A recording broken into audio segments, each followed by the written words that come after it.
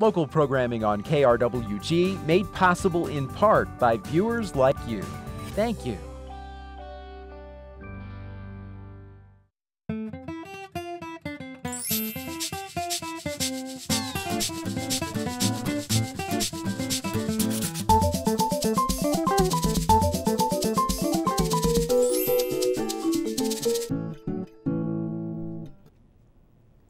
Thanks for joining us. I'm Anthony Moreno.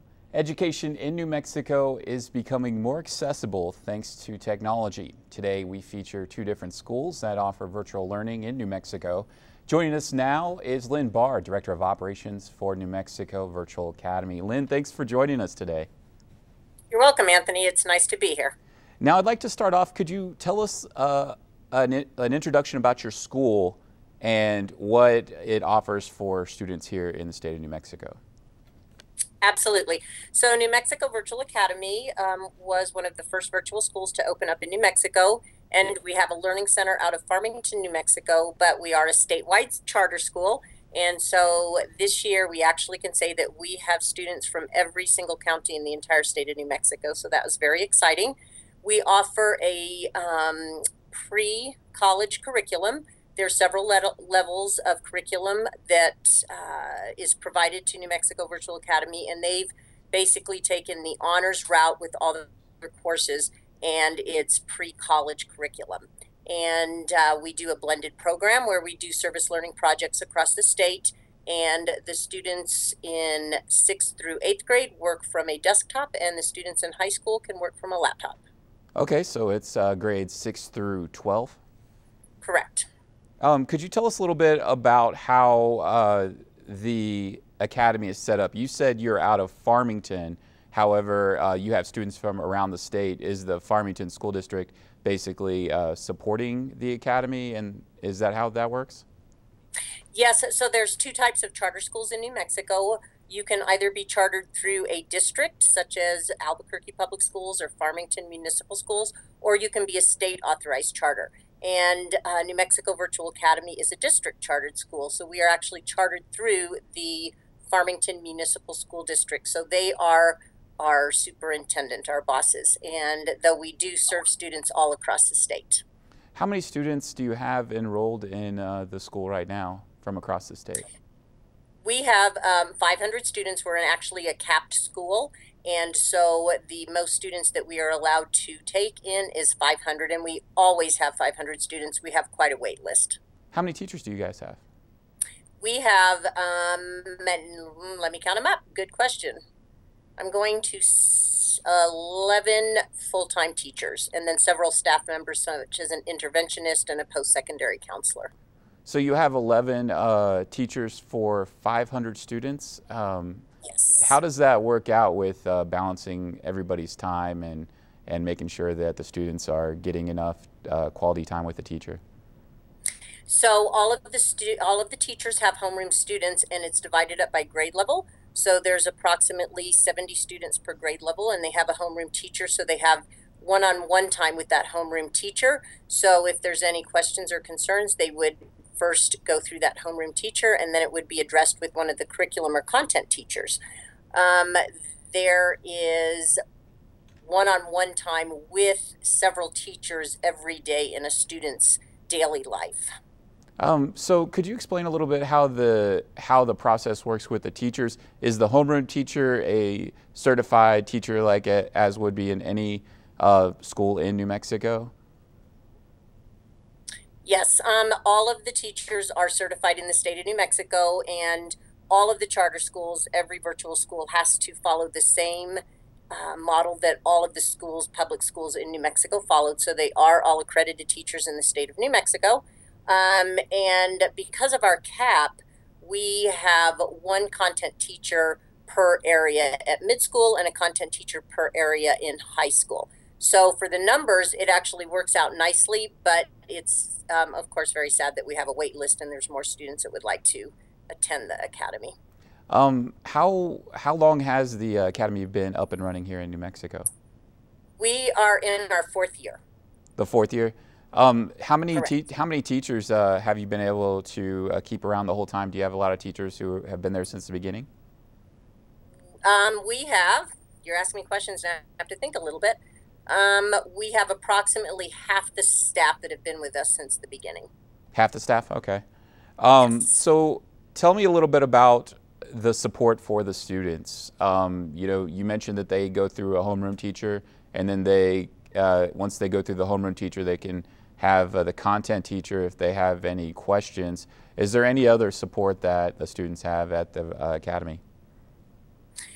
Absolutely. A lot of the curriculum, it's data driven and it's real time. And so as a student is working through the curriculum, you can instantly get feedback on if a student is struggling in an area or actually if a student is moving quite fast in an area. So when a student first comes into the school, we do a short cycle assessment, a Scantron, before they ever start the curriculum, and then they can be placed appropriately. So many students we place ahead. We have several 8th grade students, more than several, in the double digits taking high school curriculum. But of course, if a student struggles in an area, they may be placed in an 8th or 9th grade English course, but then placed in a lower math course if that's where they're struggling. So that's one of the nicest things is we can place the students appropriately before we actually assign them to courses. So they don't get into school and realize, oh my goodness, we've made a mistake. We've got to make some accommodations. It's all real time. And then as a student works through the program, depending on how fast they work or if they need some intervention, we can appropriately pace that as well. So when we look at the data, what we will do is we'll look at a group of students and we'll say, look, we've got 14 students here that are struggling with multiplication tables. So we'll go ahead and group them. We'll send them out an invite. They come into a blackboard or a classroom and they work on those specific details for a class. If we have a group of students that is working ahead and is finished reading maybe the novel for an 11th grade class, we'll go ahead and put them into a blackboard session and have them do maybe a Socratic discussion on the book since they've already finished it. So because it's real-time data and you can really use that a lot to work with the students that need some intervention or are moving ahead. How do you keep track of the students' attendance and making sure that everybody's checking in at the right time? Sure, and that's actually been a hard thing for the state to do as well, to figure out how to do that. So the students at the virtual academy, as other charter schools, must be in class the same amount of time as if they went to a brick and mortar. So in middle school, the students really work with their parents a lot. There's a lot of interaction with the family, helping them, making sure their work's done, checking their work, making sure it's submitted correctly. So we take both seat minutes, time in the classes that are online, and we also take parent attendance when they're working. But as they get up into high school, they definitely become more independent. So we actually track the amount of time the student works in the classroom and then works on papers and so forth. So the students will track their time as well. And then that is all submitted to the state. So Now, we follow the same rules. okay. Now you mentioned that you have a waiting list for the school, and how many people are on the waiting list? I think right now we have about 380 sufficient students. I'm not sure ones that have applied that are not sufficient. Before they enter the school, they have to become sufficient with paperwork such as prior transcripts, shot records, and such. So I know some schools, the students come in and then the first day they have, like 9 weeks, they collect that data, but they have to be sufficient before they can actually enter the school. Now, as far as the cap, it's at 500. Are you trying to, is there any movement going on to where you're trying to get the enrollment increased? We would definitely like to have the enrollment increased. I think it is very good that NMVA had a cap right at the beginning and stayed at 500 because they've been able to make a very solid school in New Mexico. There's a lot of charter schools that will open, and it's very hard to get things going, select the right teachers. So we took it slowly, but I think that we're ready actually to increase. So we would like to, and we're at the beginning steps for that, at looking at increasing. But right now we have a B rating, which we're very happy with. And the one area where we don't get points is growth because we have a cap. So okay, we'd like to have it. I'm running out of time now, but what is the graduation rate right now for the academy? Well, we just had our first graduating class last year, and so all of our seniors graduated, so we are just going to be tracking that starting now. So ask us in a couple of years what our graduation rate is. The students, though, that were seniors, they all graduated, and 50% of those students went on to post-secondary education. All right, Lynn Barr, thank you very much for your time. Thank you, Anthony. Have a good afternoon. All right. Stay with us. We'll be right back, and we'll hear from a teacher at the Virtual Academy.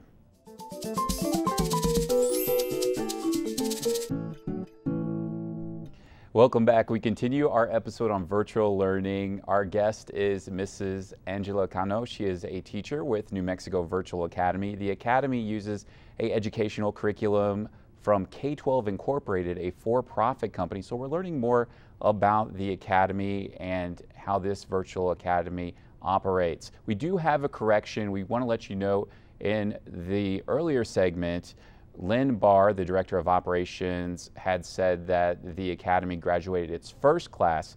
She emailed us during the break and let us know that that was incorrect. It was actually the second class. She said, I quote, "I did want to correct one statement. It was the second graduating class," and I said first. I attended last year's ceremony and said one. There were 11 graduates in year one, and there were 22 in year two. This year, she said, I quote, "There are 70 seniors this year," and she apologizes for any confusion, end quote. So quite a jump there, and joining us now is Mrs. Angela Cano. She is a teacher with the Academy. It seems like the Academy has grown some, I guess, in the last couple of years. Yes, it has, quite a bit. I'd like to talk with you a little bit about what was your, I guess, attraction to teaching in the virtual environment?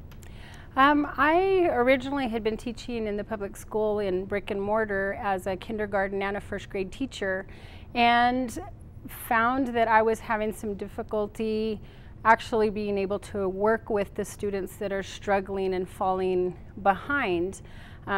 In the virtual setting, we are able to work with those kids a lot more and actually have that extra time where the kids come to our classrooms and we're able to work with those kids and actually help the ones that are needing the help, and the others that are able to work on their own with their learning coaches at home can progress at the pace that they would like.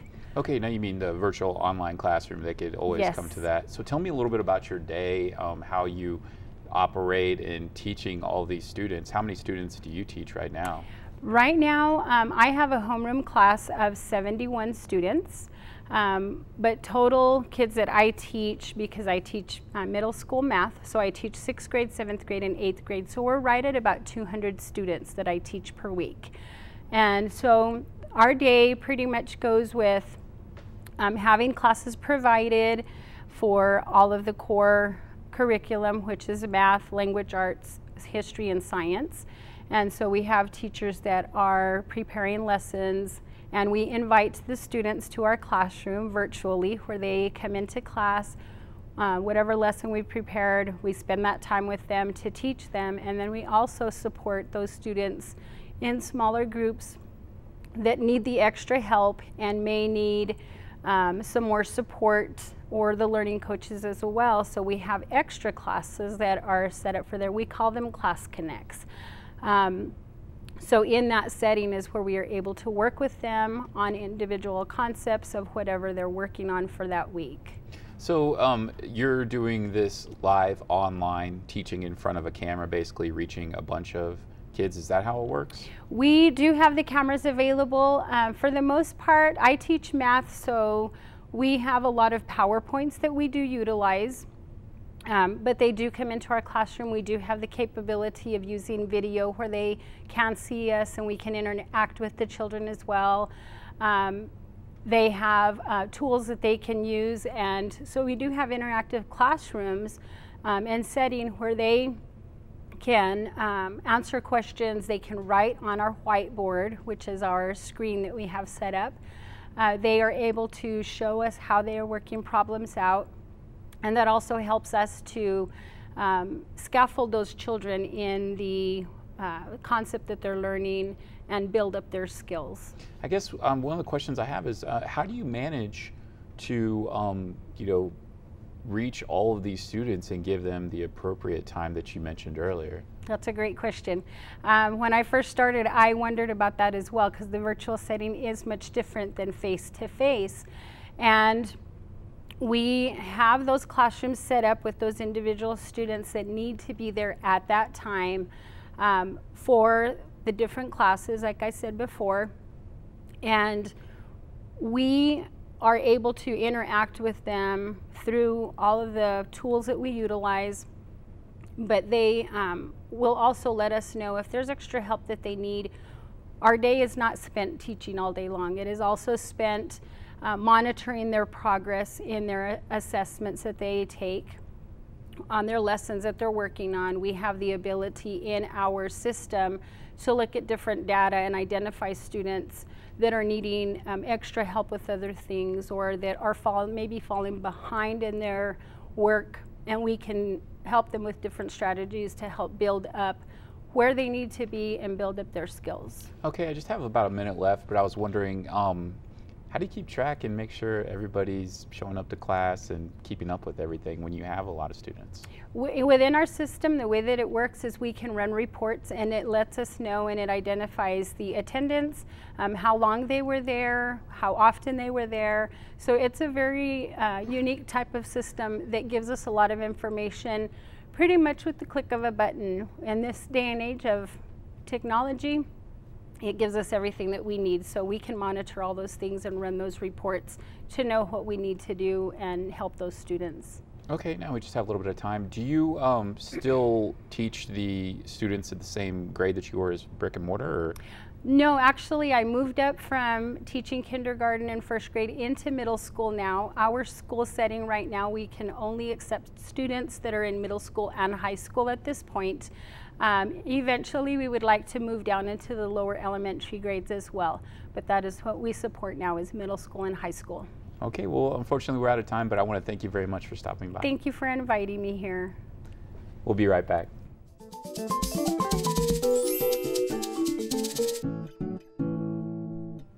Hi, welcome back. I'm Anthony Moreno. We conclude our episode on virtual learning.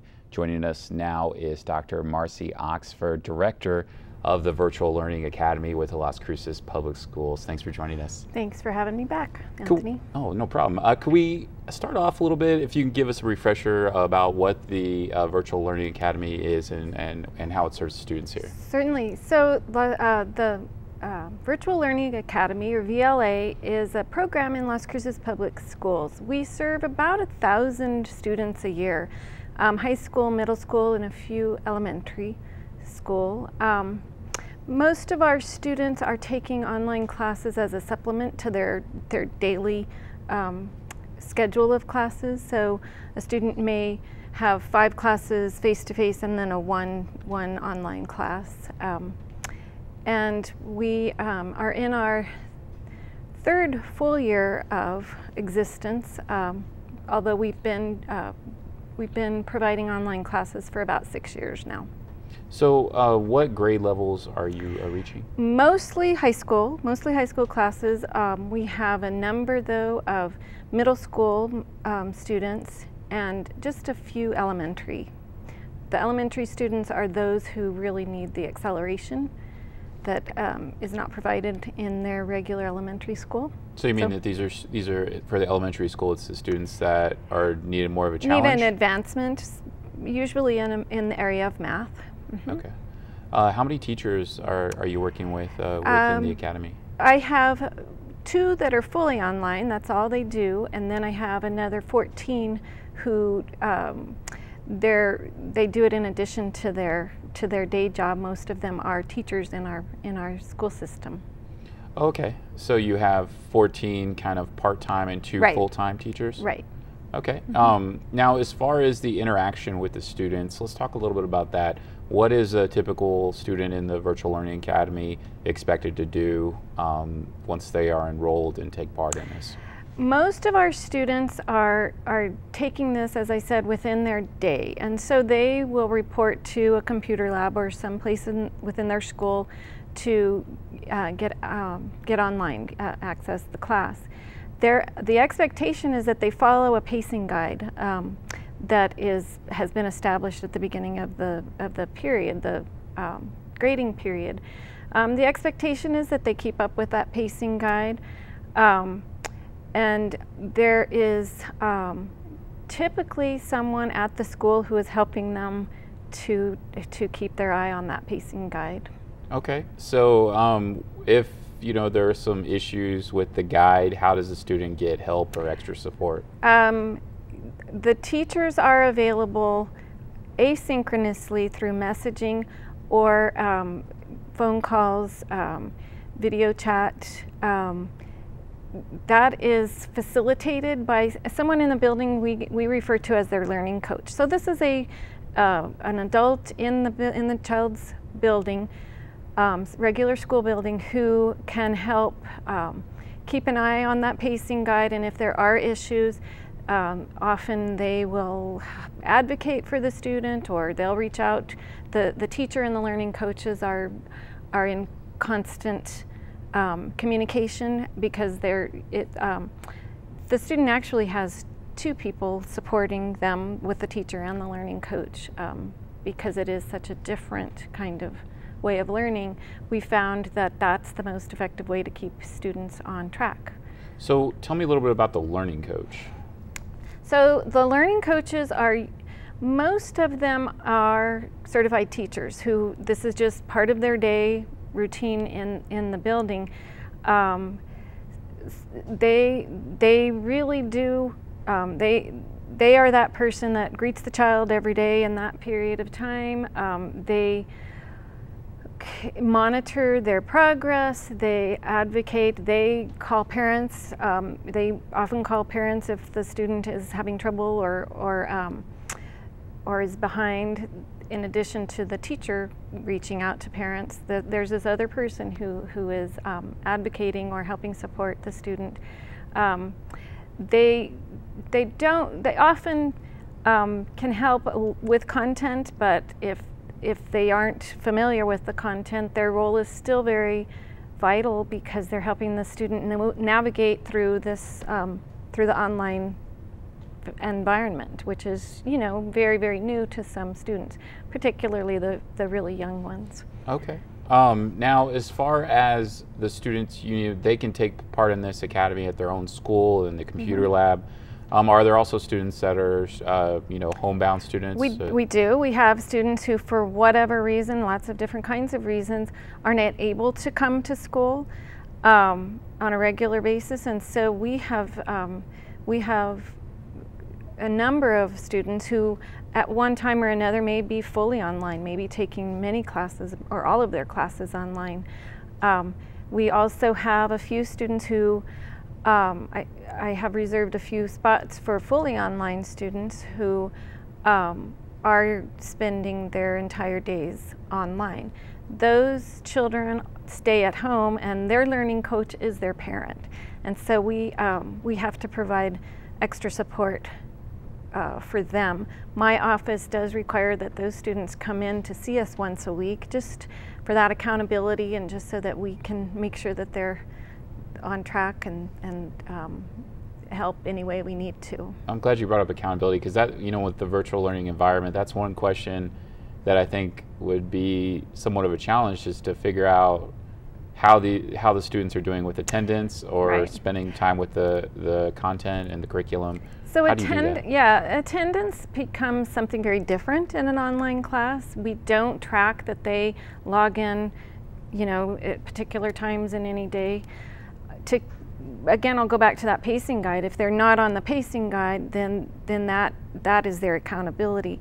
The high school students are required to take the same end of course exam that any face-to-face student is now given. These are state mandated, state created exams, and so they are all taken in a proctored setting. So that's another piece of accountability, just because the students are still expected to master the same content with the same amount of proficiency as in another class. What are some of the reasons that students may want to go into the virtual learning environment? Lots of different reasons. Sometimes the course is not offered, a course may not be offered at a time that works in a student's schedule. We have students who, we actually have students who prefer the online setting. They, for whatever reason, are not thrive in a face-to-face class, and so just would prefer an online setting, which is more of a it's more of an independent learning situation. We have courses available that aren't even offered in some of the buildings, and so that obviously if a student wants to take AP psychology and it's not offered in their school, then they still have the opportunity to do so. A lot of our middle school students, in fact, probably most of our middle school students who are in online classes are taking courses that are accelerated. Again, they may be taking geometry or algebra 2, and it's not offered in their middle school class just because there's not enough students to make the class. So they get what they need without having to travel their little bodies all the way to the high school. Now, I just have a little over a minute left to really talk about this, but I was wondering, what is the graduation? Do you have an idea of like graduation rates, or how long students stay? Well, the students are, they actually are part of the other class or the other schools. I will say one metric that I use to keep track of how our kids are doing is that performance on the EOC, the end of course exam, and the ones that I've studied are on par or slightly higher than the face-to-face classes. So I'm really pleased with the pass rate is as good as or better than in a traditional high school or middle school class. Okay, well, Dr. Oxford, thank you very much for joining us and sharing more about the Virtual Learning Academy at the Las Cruces Public Schools. Thanks for having me. And we want to thank you for joining us for this episode of Virtual Learning. I'm Anthony Moreno. Thanks for being with us on Fronteras at Changing America. You could always find us online, this episode online. Links will be at krwg.org.